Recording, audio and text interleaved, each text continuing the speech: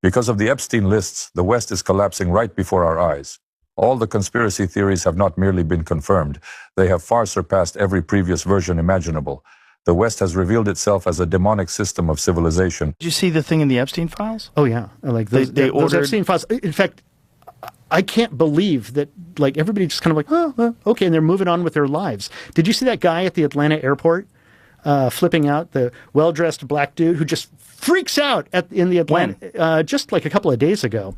I saw it on YouTube, and I saw it on Twitter or X, and this guy's just freaking out in the Atlanta airport. He's like, I read the Epstein files. Like, all of you, you're going about your lives like nothing's happening. Look, you're all zombies. And he's right. It's like Invasion of the Body Snatchers. Everybody is just numb to everything. Like, dudes, we had a global pandemic, aliens, all these like revelations. People are, eating babies. This is the guy. He says, "Files have been released, and all of y'all are acting normal. All of y'all." And there's a longer version of that where he's basically like, you're all acting like nothing's happening. Like, what the, you're all just pretending you're just drones going on in your normal lives. People are waiting for a condensed version that lays out all the facts. It's the people that are like really interested in reading all the emails. I think the Luciferians cast a spell on the world. And, for real? Oh, absolutely. It's just like how vampires can't go into a house unless they're invited. They tell you, what's going on ahead of time. It's predictive programming. And once you say it out loud and you put it out there and make fun of it and do a little skit, like Stephen Colbert did a little skit on his show where, oh, here's a baby. I'm going to take this baby and I'm going to give it to Moloch. And he goes into like a cloudy red, furnace and hands the baby over. And the baby's going to be fine. And they make a joke about it and the audience laughs. Okay, we're all now conditioned to it. We've all seen it. And by laughing at it, we're complicit. You think that's on purpose, that this is like some sort of a grand design to get us to be desensitized to the idea of demons eating babies? Yeah, for sure. Really? For sure. I don't know if anyone at home actually understands something about Satanism. And people often talk about Satanists ruling the world. Satanism... Alex Jones started this. Shout out to Alex Jones.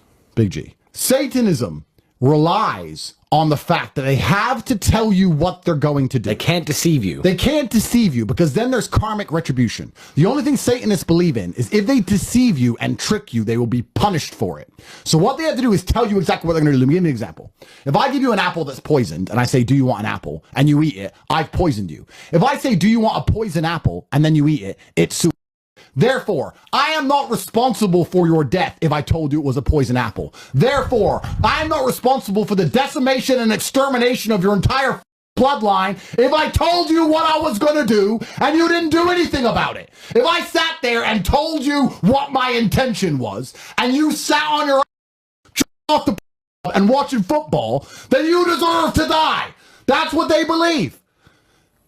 And you're sitting there going, oh, well, maybe they're joking. Arsenal plays next week. I'm going to go down the pub with my mates. Don't you care? Why am I trying to drag you from the abyss? Why am I trying to wake you up? Hello? You need a parachute. The plane's about to crash. And you're sitting there stuffing your face with peanuts. We'll go business class seats. Not that bad.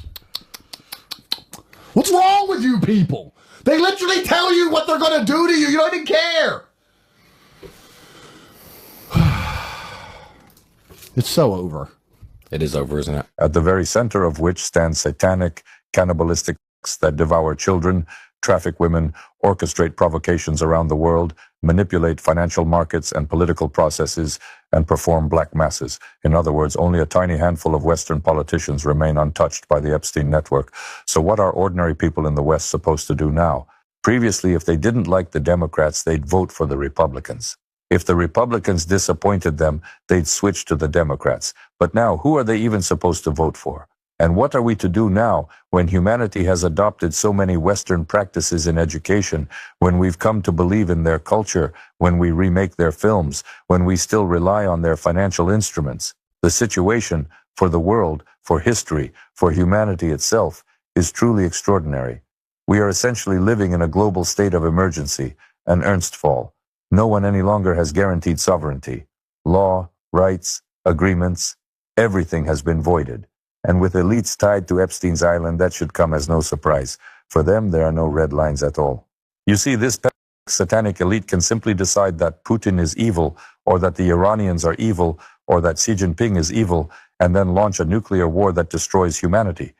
By the way, Epstein himself funded the construction of bunkers for that very elite. If tensions continue to rise and the collapse truly accelerates, if social processes start slipping out of these elites' control, because people are now waking up to the fact that they are governed by pedants and Satanists in every party and every regime, with only rare exceptions. Russia and China have long spoken of the need for a multipolar world. We were ostracized and condemned for it, but now it is clear we were right. The West is the toxic core from which the rest of the world must escape, and a new, non-Western order must be built. In this historic moment, Russia and China have a unique opportunity to become the true beneficiaries of the total collapse of the entire Western system.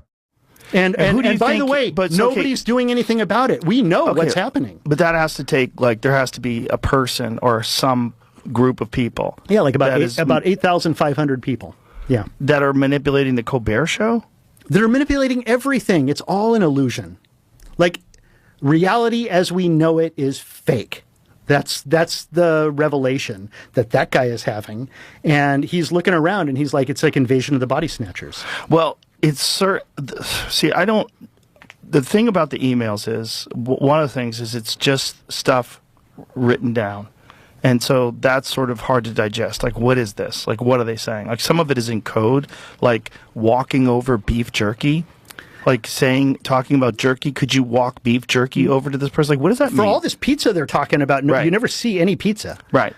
Yeah. They're ordering pizza. I'm going to get some grape soda.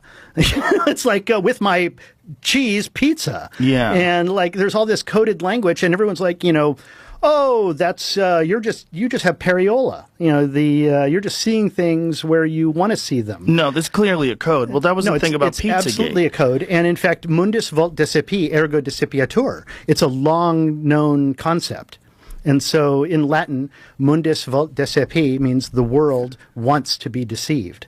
Ergo decipiatur. Therefore, it is. We want to be deceived. We don't want to believe the horrors that are actually behind the veil. Well, I think with the Epstein files, people are, because of these emails that have been released, people are just now starting to be aware of the bizarreness of the code and some of the things, like the facts. Like, let's just talk about the sulfuric acid. So this was like right after he was indicted in 2018. Yeah, I got to get rid of some bodies. Yeah. I got to dissolve up some bodies. What did it say he ordered? Like, let's like 8,000 gallons, or maybe we can get our sponsor Perplexity to process this and give us a synopsis of what exactly happened, some sort of a breakdown. Because one of the things they're saying is, like, he was indicted, and then right after he's indicted, he orders how many gallons? 6 55-gallon containers full of sulfuric acid. Jesus Christ. Jesus Christ. What? They're eating babies, man. Like, that's that you think is real. So, well, yeah, not only that, I think that there's sacrifices going on every day in Los Angeles. I mean, allegedly, like, high level musicians, let's say, high-level female musician, is like, killing chickens every day, doing sacrifices. Like, high level. Well, I don't want to say names because I don't want to get sued, and I don't want to be dead.